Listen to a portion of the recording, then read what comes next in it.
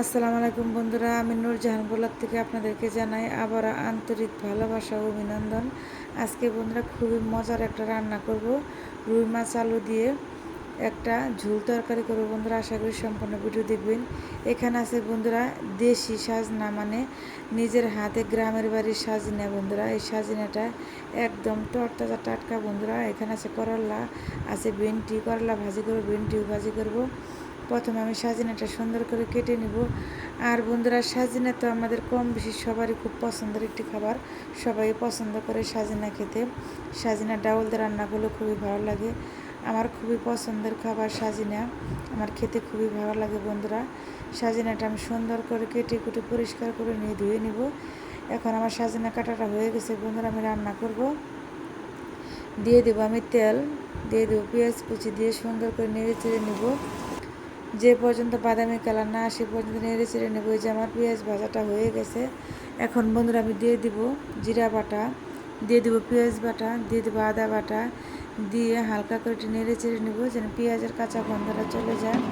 এখানে বন্ধুরা এই যে দেখেন মাছ রাখা হয়েছে। মাছটা আমি সুন্দর করে ভালো করে পরিষ্কার করে ধুয়ে নিয়েছি বন্ধুরা। এখন আমি দিয়ে দেবো বন্ধুরা হলুদ গুঁড়া, দিয়ে দেবো ধনের গুঁড়া, দিয়ে দেবো মরিচের গুঁড়া, দিয়ে দেবো কাঁচামরিচ বাটা, দিয়ে সুন্দর করে ভালো করে নেড়ে চেড়ে মশলাটা ভালো করে কষিয়ে নেব। মশলা কষানোর উপরে তরকারির টেস্ট বন্ধুরা। মশলা যখন তেলটা উপরে বেশি উঠবে তখন কষানি হয়ে গেছে দেখব। এখন দিয়ে দেবো বন্ধুরা আমি মাছটা দিয়ে সুন্দর করে ভালো করে নেড়ে চেড়ে দেবো আলতো হাতে যেন ভেঙে না যায়।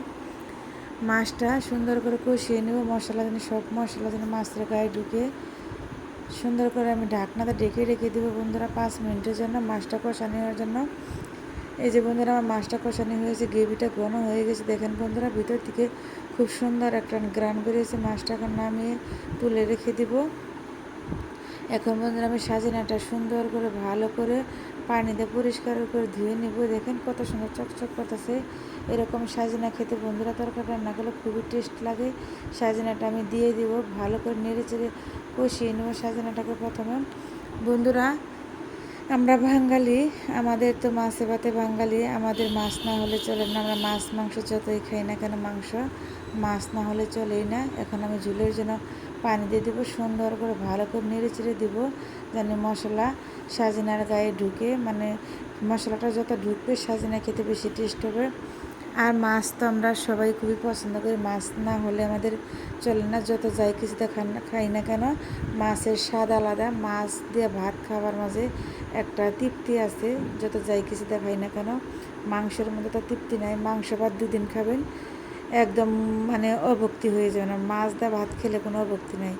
মাছ সবসময় খেতে ভালো লাগে বন্ধুরা। দেখেন রান্নাটা কত সুন্দর হয়েছে। এভাবে আপনারা রান্না করে খেয়ে দেখবেন, দেখবেন খুবই সবাই চেটে পুটে ভাত খাবে বন্ধুরা। আমার রেসিপিটা যদি আপনাদের কাছে ভালো লাগে লাইক কমেন্ট করে সাবস্ক্রাইব করে আমার পাশে থাকবে।